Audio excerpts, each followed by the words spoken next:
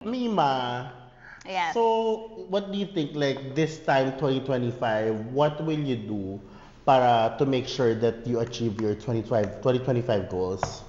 I think, yung sa gym ko kasi ay talagang mindset lang ba?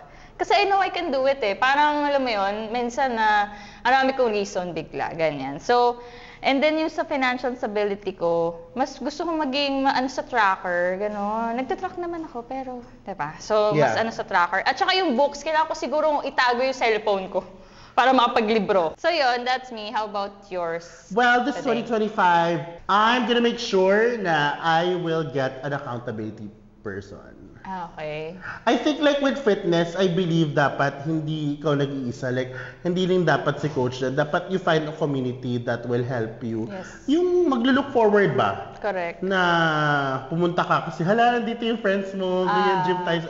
Yun yung wala sa akin. At the same time, ako din, sarili ko, parang dapat, syempre as a breadwinner, hala, showtime ba to, breadwinner? Hala, as a Iiyak breadwinner ba? me, kasi dahil, syempre kailangan, paano pagka nawala ako, hindi Oo. sila bibigay. So, Tama, Day. pak! Ganon. Yun. So, accountability, partner, and then a community.